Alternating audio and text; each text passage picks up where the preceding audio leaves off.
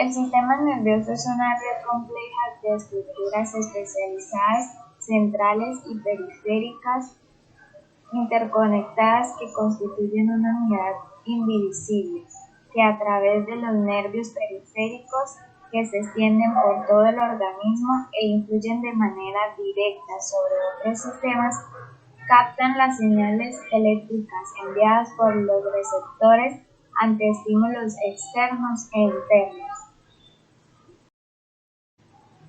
El sistema nervioso contiene muchas funciones. Entre las más importantes son: controla el movimiento por medio de los nervios periféricos, respuesta a estímulos provenientes del medio, análisis de sensaciones y generación de acciones motoras, determina nuestro afecto y estado de ánimo. Además de esto, define la concepción de nuestro propio cuerpo y nos confiere individualidad.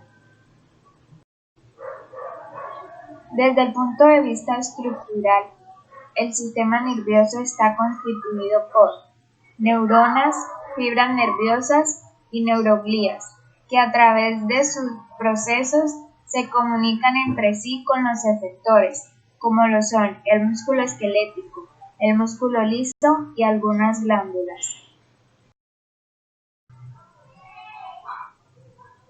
El sistema nervioso está dividido en dos: el sistema nervioso central y el sistema nervioso periférico.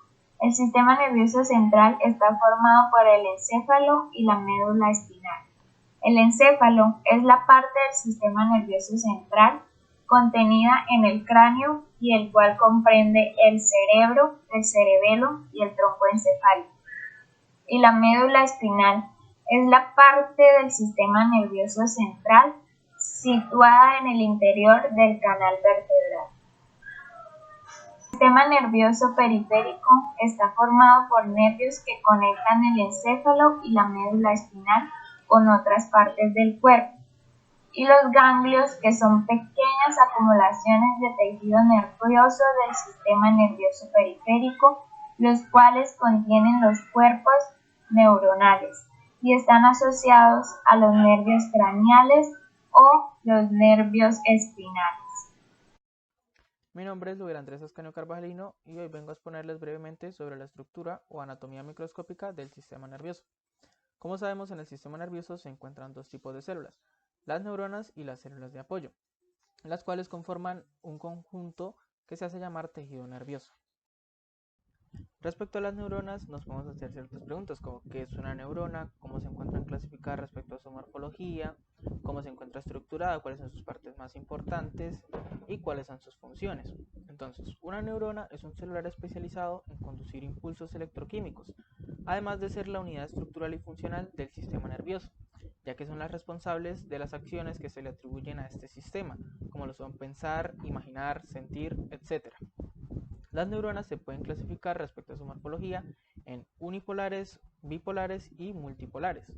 Las unipolares se diferencian de las otras debido a que solo tienen una ramificación que se bifurca a corta distancia del cuerpo celular, mientras que las bipolares tienen dos ramificaciones opuestas al cuerpo celular, y las multipolares tienen una gran cantidad de dendritas y un axón que se origina en el cuerpo celular. Respecto a la estructura de las neuronas, cabe resaltar que hay variabilidad en su forma y su tamaño, pero sin embargo hay una estructura básica común para todas, el cual consta esencialmente de tres partes. La primera parte es el cuerpo o soma neuronal, en el cual va a residir el núcleo, el citoplasma y los orgánulos intracelulares. Además, cabe resaltar que está recubierto por una membrana plasmática. La segunda parte son las dendritas. Las dendritas son prolongaciones cortas ramificadas que por lo general son múltiples. En este, la neurona va a recibir estímulos procedentes de neuronas vecinas para así establecer una sinapsis. Y por último, encontramos el axón.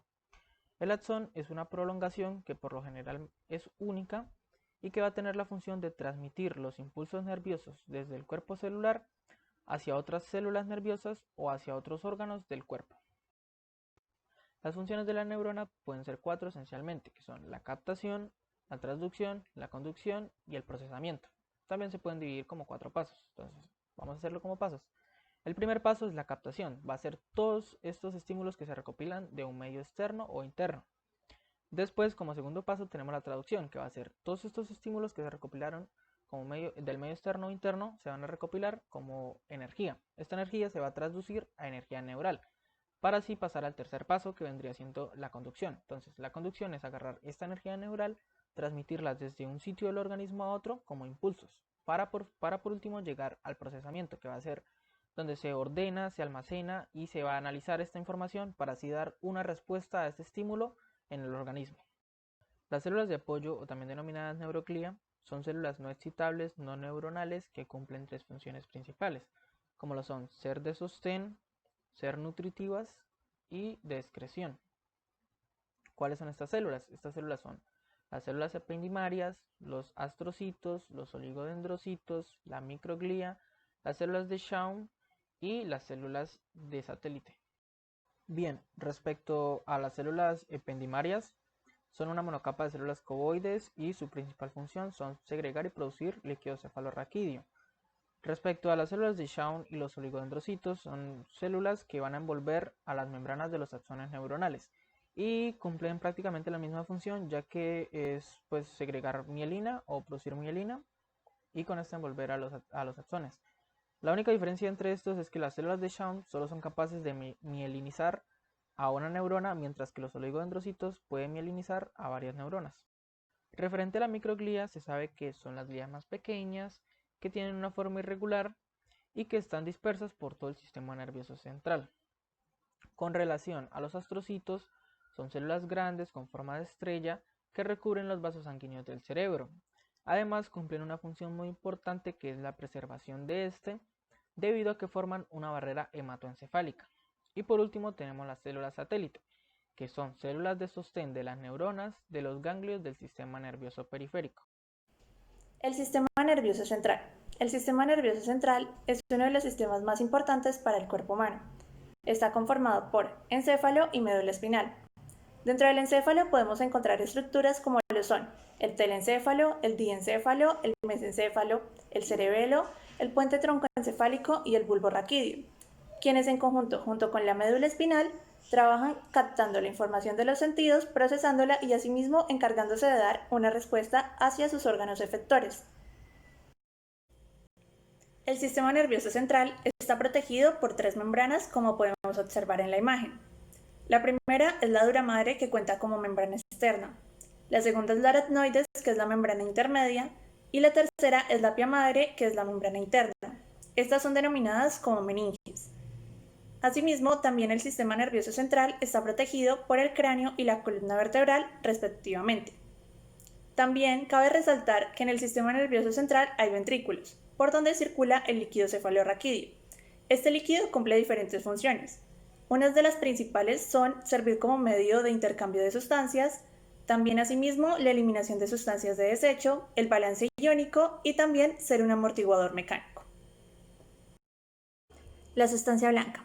La sustancia blanca se encuentra mielinizada, lo cual le da la capacidad, junto con las fibras nerviosas, de transmitir el impulso a mayor rapidez. Asimismo, esta se encuentra conformada por axones y dendritas en su mayoría, las cuales llevan y portan la información al cuerpo celular. La sustancia gris. La sustancia gris carece de mielina, por ende no tiene la capacidad de transmitir el impulso nervioso de manera rápida. Asimismo, a la sustancia gris se le asocia la capacidad de razonamiento. Coloquialmente se conoce que entre mayor sustancia gris, mayor inteligencia o capacidad de razonamiento. Esta teoría puede ser refutable debido a que hay estudios que demuestran que los delfines tienen mayor sustancia gris, pero no se comparan con el razonamiento de un ser humano. Asimismo, también cabe destacar que la sustancia gris está compuesta por los cuerpos neuronales. En cuanto a las funciones del sistema nervioso central, podemos encontrar que en la corteza se dan las funciones conscientes. Estas pueden ser el movimiento voluntario, el lenguaje y los pensamientos. En el cerebelo se da la capacidad de la coordinación. En el tronco encefálico se dan las funciones vitales. Estas pueden ser el latido cardíaco, la respiración y el control del sueño. Si hablamos un poco más del tálamo y los núcleos grises, En esto se da el control del movimiento, y en cuanto al hipotálamo se da el control de la ingesta, la defensa y la temperatura. También tocando el tema del sistema límbico y del hipocampo, se puede dar en la memoria y el aprendizaje en cuanto al hipocampo, y el sistema límbico es el principal reactor de sentimientos. Todas estas estructuras conforman parte del encéfalo, que es la primera estructura, valga la redundancia, que hace parte del sistema nervioso central. En cuanto a la médula espinal, que es la segunda estructura, esta es la que se encarga de llevar los impulsos nerviosos, tanto voluntarios como involuntarios, y asimismo une el encéfalo con el resto del cuerpo.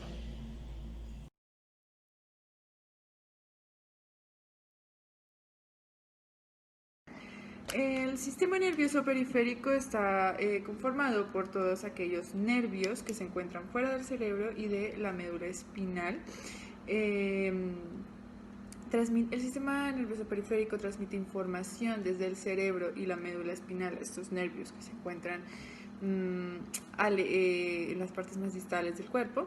Igualmente reciben información sensorial de los diferentes órganos en todo el cuerpo.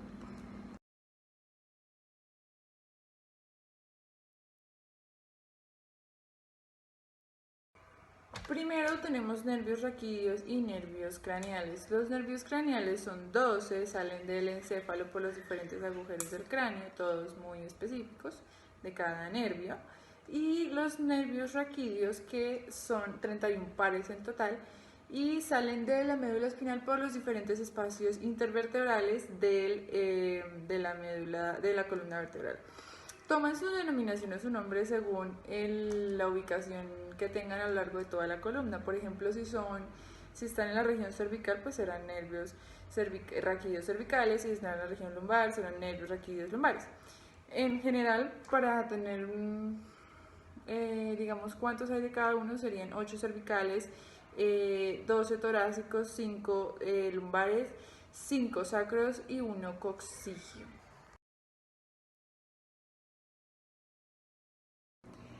Primero tenemos los nervios raquídeos. Estos nervios raquídeos poseen dos raíces, una anterior y otra posterior. Estas raíces permiten a estos nervios mantener una comunicación constante con la médula espinal. Primero tenemos una raíz anterior, o también conocida como raíz eferente, motoras, porque digamos que llevan o transmiten información desde el sistema nervioso central hacia las diferentes partes u órganos del cuerpo, y este tipo de, digamos, información es de tipo motor. Por otra parte, las raíces posteriores, también conocidas como raíces aferentes, raíces sensitivas que llevan información o recopilan información de los diferentes órganos del cuerpo y la comunican, digamos, o la llevan al sistema nervioso central.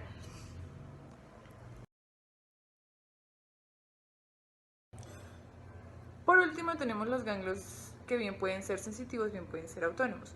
Si son sensitivos, son aquellos que acompañan a los nervios espinales, y si son autónomos, son aquellos que acompañan a los nervios raquídeos.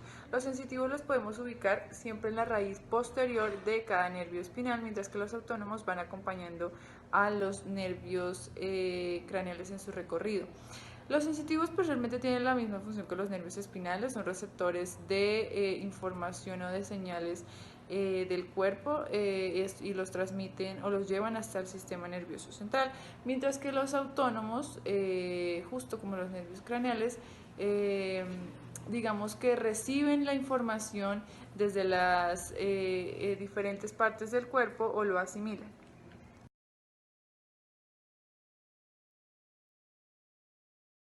Hace referencia al sistema nervioso autónomo, también denominado sistema nervioso vegetativo. Es el responsable de mantener la homeostasis inconsciente de algunos órganos, como es el estómago, el intestino y el corazón. Es decir, específicamente este sistema va a inervar lo que es el músculo liso, el músculo cardíaco y algunas glándulas.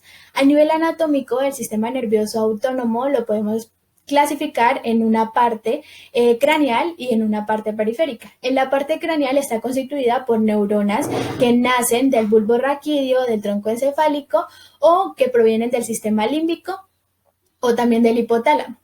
A nivel de la parte periférica está constituida por nervios vegetativos. Es importante destacar que las fibras del sistema nervioso autónomo son totalmente motoras. Por tanto, aquí hablaremos de la vía motora autónoma. En esta vía motora autónoma encontramos una primera neurona denominada neurona preganglionar. Esta neurona preganglionar va a contener su cuerpo a nivel del sistema nervioso central, específicamente de la médula espinal, y su axón se va a prolongar hasta un ganglio autónomo. En este ganglio autónomo va a establecer sinapsis con una segunda neurona motora que es denominada neurona postganglionar para lograr ir al órgano efector. A nivel de la clasificación del sistema nervioso autónomo encontramos que se puede clasificar en simpático y parasimpático. En el caso del sistema nervioso simpático proviene a nivel torácico y a nivel lumbar de la sustancia gris de la médula y principalmente lo que va a hacer este sistema es lograr que sus fibras, tanto pre y postganglionares, puedan tomar dos caminos para lograr ir a su órgano efector. Si hablamos de la primera vía, principalmente la neurona preganglionar va a entrar o va a establecer sinapsis con la cadena simpática y por lo tanto va a ir directamente a su órgano. Pero podemos hablar de la segunda vía simpática, que lo que hace es que la neurona preganglionar no establezca sinapsis con la cadena simpática, sino con otro ganglio, puede ser el ganglio celíaco o el ganglio hipogástrico, para lograr ir a su órgano efector. ¿Cuál es la diferencia? Que las fibras que van a la primera vía principalmente van a inervar aquellos órganos supradiafragmáticos y los que van a la segunda vía van a inervar órganos infradiafragmáticos.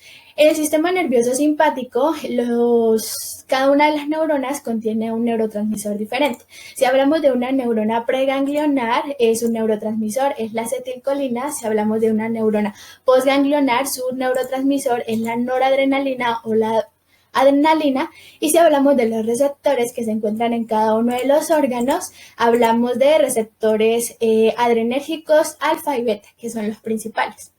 Es importante saber que el sistema nervioso simpático también va a la médula suprarrenal para lograr la liberación de catecolamidas a nivel de la sangre. Y este sistema simpático se activa en un estado de estrés o en un estado de alarma y por lo tanto consume energía.